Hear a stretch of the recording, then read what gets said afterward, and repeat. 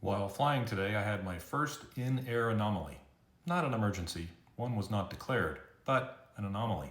I was flying in the pattern, which is when you practice takeoffs and landings, kind of flying in a circle, actually a rectangle, but whatever. Had done one landing, took off again, made my first left turn, second left turn, which is the downwind leg, put down the gear, no 3 green lights. If you've watched my lives or my landing videos, you know I'm saying 3 green on the gear about 100 times. You could say it more. So I tried again. Back up, back down, nothing. Back up, back down, nothing. No 3 green, 1 red. Oh, that's bad. So I'd already been told that I could turn my base turn, which is perpendicular to the runway, to prepare to land. I just kept going straight and then told the tower, I'm not getting a gear indication.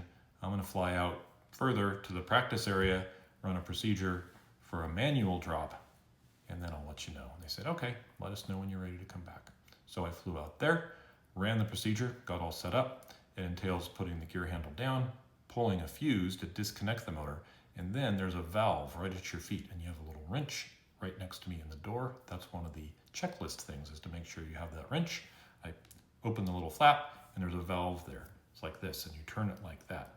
The gear system works by having a hydraulic procedure or system where the gear motor pressurizes that system, and pressurizing it brings the gear up. When there's no pressure, the gear drops down just by gravity. So by turning that valve, you're releasing the pressure and the gear drops on its own. At least that's the theory. So went out to the Northwest practice area, ran the procedure, and I got 3 green on the gear.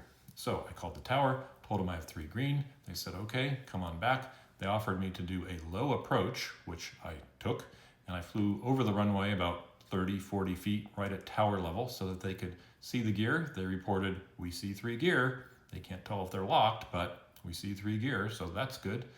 So they switched me to runway 12 right, made a right turn, a right downwind, a right base, final, landed successfully. The gear held, went back to the hangar, got back onto tower frequency, thanked them for the help, and parked the plane. And then I texted the mechanic, because this plane will not fly again until it's been looked at. Could be a lot of different things, but got down okay. The good news, didn't panic, went through the procedure. I had practiced it before, so I knew how it worked, and that's why we practice emergency procedures. Fly the plane, run the procedure. If the pilot panics, they die.